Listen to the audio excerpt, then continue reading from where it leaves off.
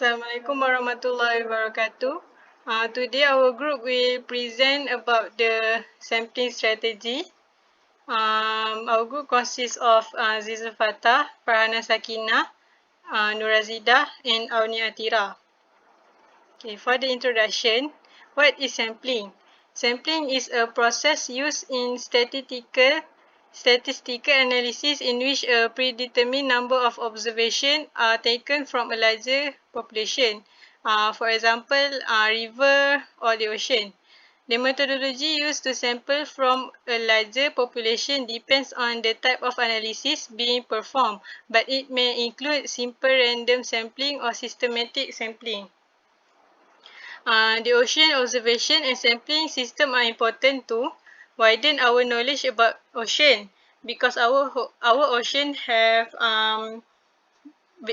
different behavior and different current in each ocean. Next, the shipping industry.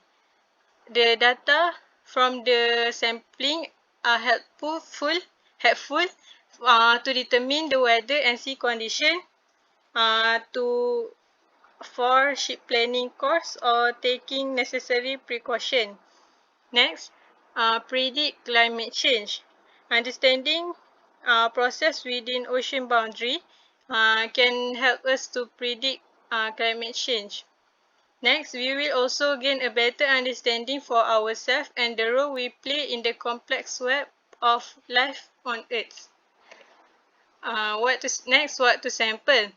Our group chose river because river carries water and nutrients to areas all around the earth.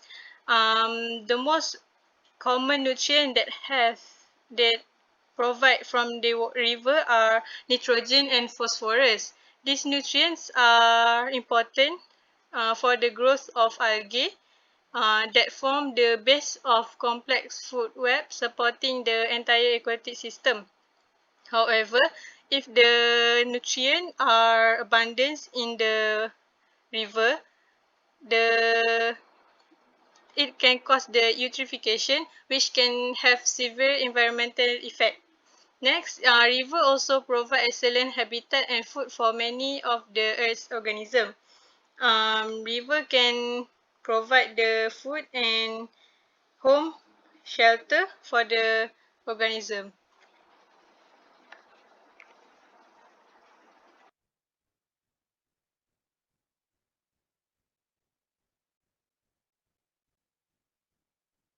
Next, I will talk about the first content of this slide. Before that, my name is Nofarhana Sakina and I will explain more on how to sampling solid samples. Next. Okay.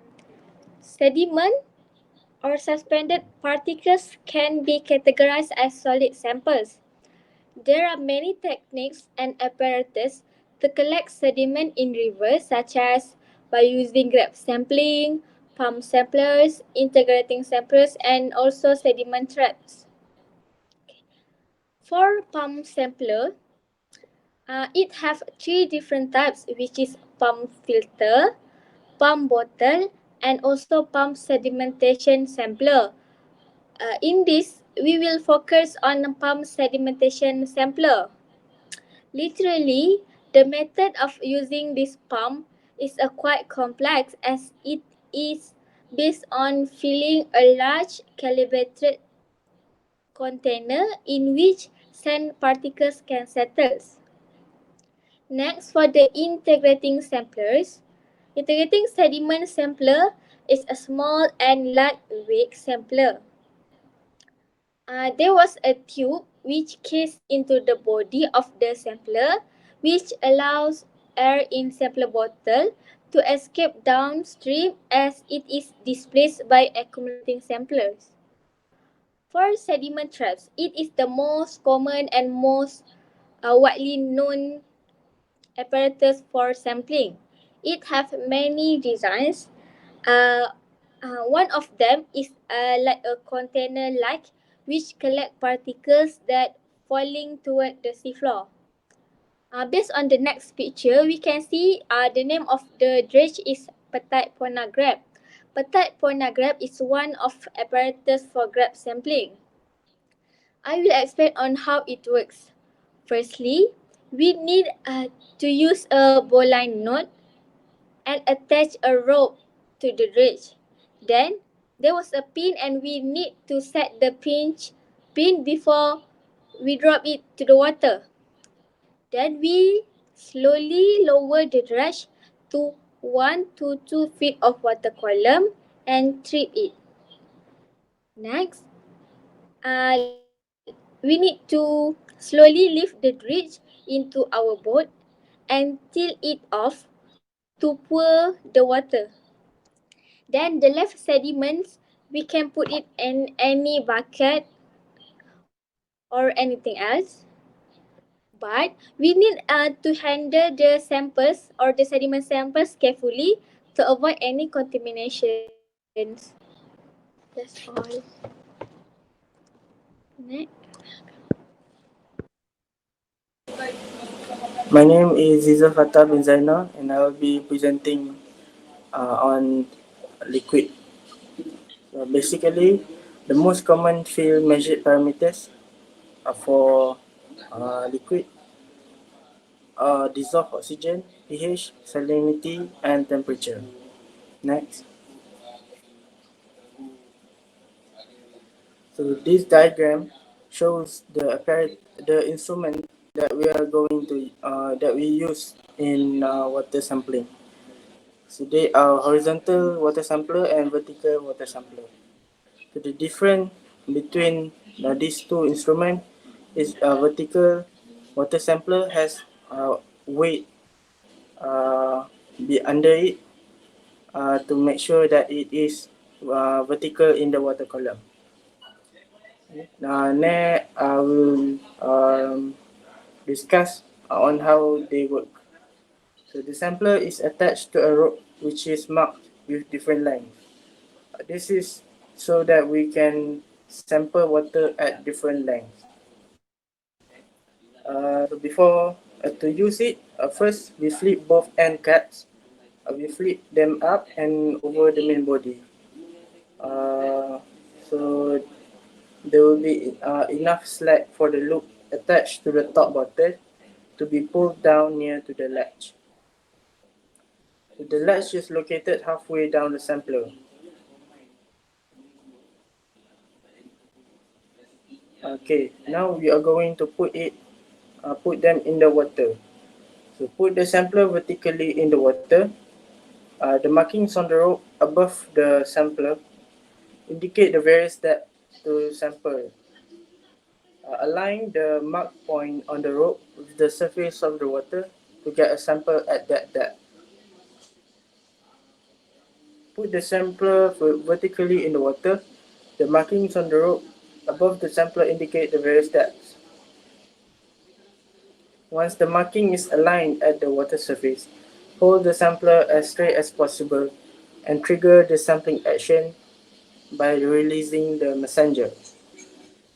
Once we feel the messenger hit the button, this means that the sampling bottle is closed and the water inside is trapped. Uh, so we can start pulling the sampler back up to the boat. If all went well, uh, the end cap should be closed on the sampler and the sampler will be full of water. If not, we have to try again. Lastly, to transfer the water sample from the sampling device, we push the valve so that the water can flow out. We can control the valve by tightening or loosening it. So to put the water sample into the bottle, we must rinse every transfer bottle by filling it with a little water from the device. And then we fill the bottle to the shoulder, which is the widest part of the bottle. That's all from me. Okay.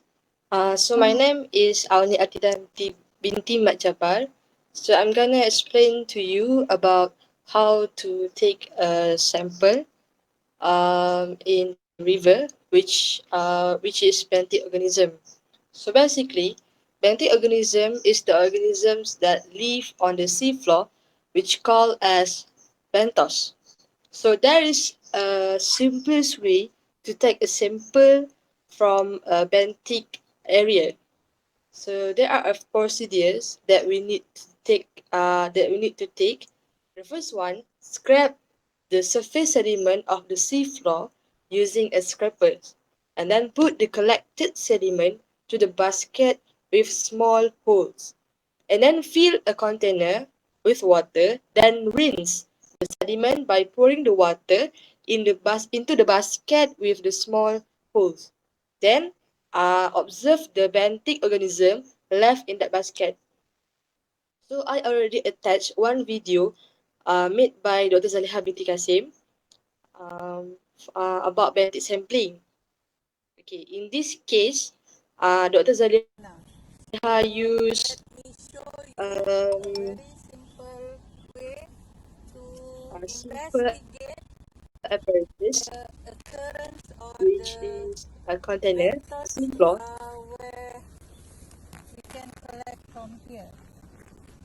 Okay, scrap the seafloor, the surface.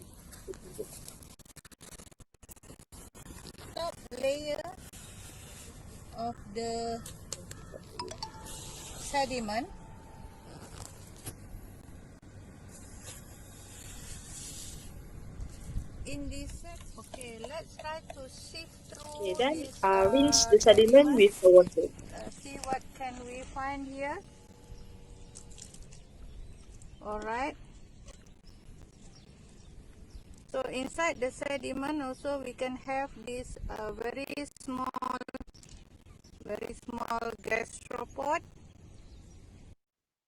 Okay, so that's the simplest way to get a benthic organism sample. So we move to the precautions. Okay, uh, in every experiment, there must be a precaution step that we need to take to get precise result and to avoid any losses from sampling to analysis. So we can divide the precaution into two parts, which are apparatus and sample. So the first one for the apparatus, rinse laboratory equipment with distilled water to avoid any contamination. So basically in every equipment there must be a dirty and the mixed solution that can avoid and affect the result. So then we need to calibrate the instrument properly to get an accurate result. Then for a larger materials, we need to observe and close attention and supervisions, because the large scale they must we need to carefully observe the result. And then for the samples, um, we need to maintain high acid concentration for acid, and do not exceed the preserved duration, and avoid storing dilute solutions. Basically, this step are important to ensure that the samples is not contaminated with other substances.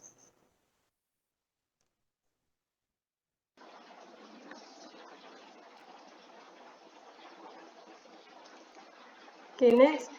This is the continuation of the precaution before this. Of how to avoid losses from sampling to analysis. Firstly, after we collect the sample and during the transportation, the sample should be kept at 6 degrees Celsius or on ice. This is because the sample should be preserved as soon as possible in order to maintain the integrity of the sample, and avoid using the dry ice because dry ice can freeze the sample and affect the pH of the sample. Next, analyze this sample as quickly as possible upon arrival at the laboratory. Or not, we can keep the sample at 2 degrees Celsius to 4 degrees Celsius. Next, the chemical preservation can only be used only when the chemical not interfere with the method of analysis. Okay, for the conclusion, in this ayat, in this Quranic verses, God already encouraged people towards the scientific research. It is because the scientific research can help can help to spread the knowledge and provide education to other people who need the education. That's all from us. Thank you.